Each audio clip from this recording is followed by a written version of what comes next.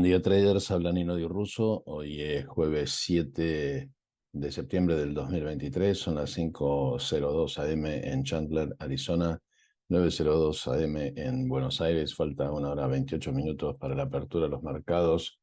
Vamos a comenzar el briefing de hoy analizando el cierre de los mercados en el día de ayer, en que la volatilidad subió el 3,14% después de haber testeado la SMA de 50 y de alguna manera haber cerrado en el borde de la EMA 8, con lo cual de alguna forma comenzó un ciclo alcista de la volatilidad después de haber encontrado este piso, como lo habíamos denunciado en el primer briefing del martes de esta semana, con una vela anormal R1, que es una vela de rebote. Fíjense que además el histograma ya está alcista, el ADX en control es el de ascenso, así que mucho cuidado con eso, que aumentó la inquietud en el mercado y ha tenido que ver en parte con el anuncio del corte de cuotas de producción de petróleo por parte de Arabia Saudita, con lo cual los mercados reaccionaron negativamente. Fíjense que SPY, Standard Poor's, cayó el 0,67%, cerró debajo del EMA 8, aunque logró apoyarse ligeramente sobre la SMA de 50 en una jornada con bastante volumen, y acá claramente se ve la pérdida del control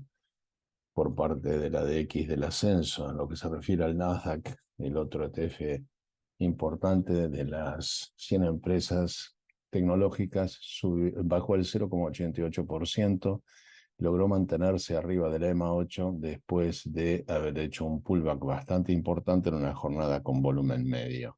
Por otro lado, Russell 2000 bajó el 0,37%, quedó debajo de la EMA 8, está debajo de la SMA de 50, todavía existiendo soportes sobre la SMA de 50 en una jornada con bastante volumen. En lo que se refiere a Dow Jones, el ETF de las industriales, 0,57 abajo, quedó debajo de la EMA 8 y debajo de la SMA de 50 en una jornada también con bastante volumen. En lo que se refiere a la evolución de los precios de los commodities más importantes, el petróleo imparable, fíjense que ayer subió el 0,98%, hizo un engulfing pattern, de alguna manera está dando muestras de exuberancia y, como lo hemos dicho, sorprendió el corte de cuotas de producción, y eso hace eh, preocupa al mercado con la evolución de la inflación mundial. En lo que se refiere al gas natural, la evolución del otro commodity relevante, ayer cayó el 2,56% y fíjense que quedó claramente debajo de la EMA 8 en una jornada con escaso volumen.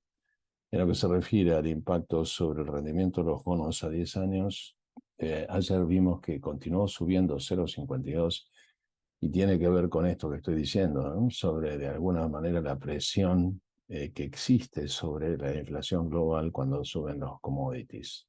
Ayer el precio del oro bajó el 0,45%, quedó debajo de la EMA 8, haciendo piso en la SMA de 200.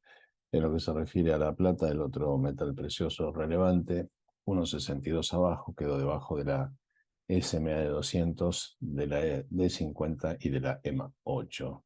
Las criptomonedas relevantes, Bitcoin 0,18 abajo, este dato es de ahora, de esta mañana, $25.703, quedó debajo de la EMA 8, está todavía en una falla típica de Blue Eyes. En lo que se refiere a Ethereum, la otra criptomoneda relevante, también este dato es de esta mañana, 0,27 abajo, quedó debajo de la EMA 8 en los $1.627. Los papeles argentinos más relevantes que cotizan en New York, Grupo Galicia, 1,43 abajo.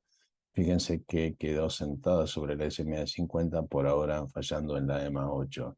En lo que se refiere a YPF, la petrolera argentina, la evolución 1,32 abajo, está en una falla típica de Blue Eyes, está debajo de la EMA 8 también, así que con bastante fragilidad. En lo que se refiere al mercado libre, el unicornio argentino ayer hizo 0,63 abajo, un doji al final del ciclo de ascenso puede indicar un cambio de dirección. Fíjense que se ha puesto bastante exuberante este papel. Los papeles que explican la mitad del comportamiento del Nasdaq, Amazon 1,39 abajo, quedó debajo de la EMA 8, aunque todavía con soporte en la SMA de 50. En el caso de Meta, ex Facebook, 0,33% abajo, quedó debajo de la SMA de 50, aunque arriba de la EMA 8.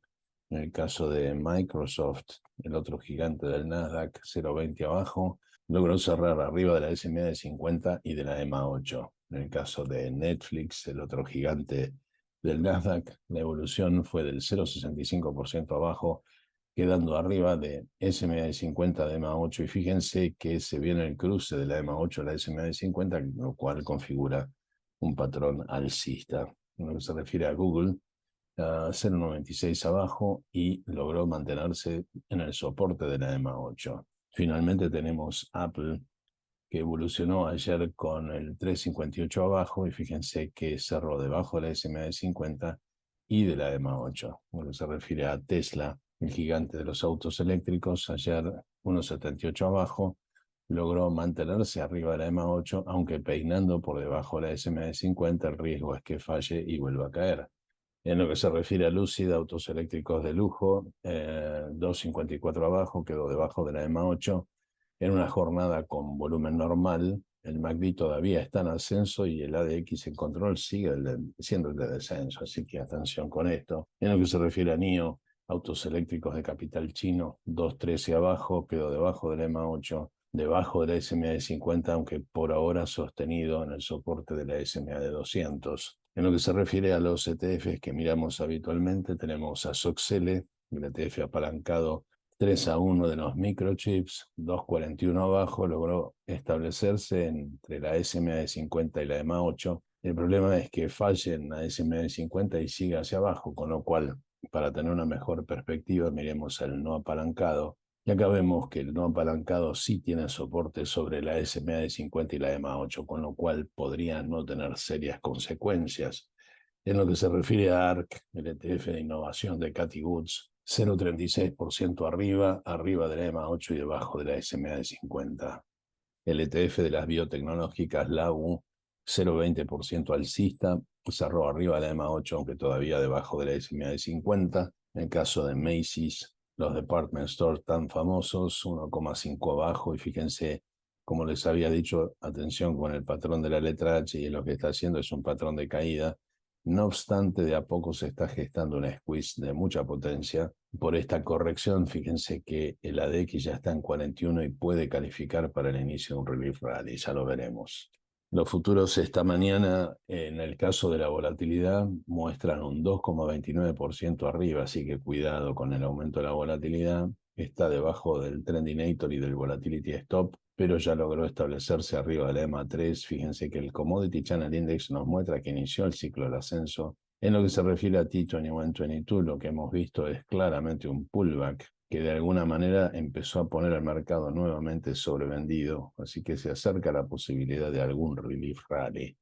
En lo que se refiere al Nasdaq, 123 puntos abajo, es una corrección importante. Y fíjense que rompió la EMA 3, la EMA 8, rompió el Trendinator, aunque esté sostenido todavía con el Volatility Stop, cuidado con eso, porque como lo hemos explicado ayer, el RSI Stochastic está mostrando un ciclo de caída en el día. Lo mismo el Commodity Channel Index, el DPO MOVO. En la semana lo que vemos es el RSI en ascenso, lo cual podría indicar que tal vez el movimiento sea lateral o de no demasiado profunda corrección. El tiempo lo dirá. En lo que se refiere a Standard & Poor's, 20 puntos abajo, claramente rompió el Volatility Stop esta mañana, así que la vela está operando en el borde del Volatility Stop debajo del Trendinator de EMA 3 y de EMA 8, ya configurando lo que es un patrón de falla. De todas maneras, el RSI Stochastic se está acercando al ciclo de sobreventa, con lo cual puede darse vuelta en cualquier momento y reasumir el ciclo de ascenso, ya que el RSI Stochastic en la semana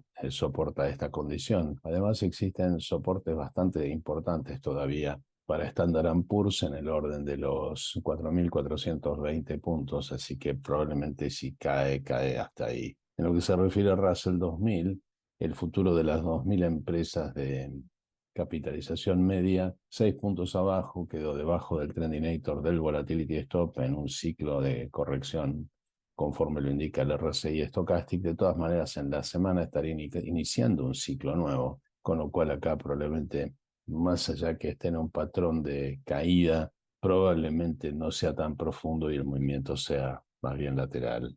En el caso del futuro del Dow Jones, 41 puntos abajo, Mismos comentarios del resto de los futuros que vimos recién, debajo del Volatility Stop del Trending Indicator en un patrón claramente de falla. RSI Stochastic completando su ciclo de caída y a punto de iniciar uno nuevo en la semana en la que también está en un patrón de caída, así que atención con eso. En lo que se refiere a los earnings del día de hoy, en una semana con escasa presentación de empresas cuyos resultados puedan mover al mercado, tenemos antes de la apertura algunos importantes como Toro y DRP, Designer Brands, Korn Ferry, que es un broker que busca talentos gerenciales en general a nivel planetario. Después en el aftermarket tenemos a DocuSign, tenemos a Planet, entre los más relevantes, y el día viernes la cadena de supermercados Kroger.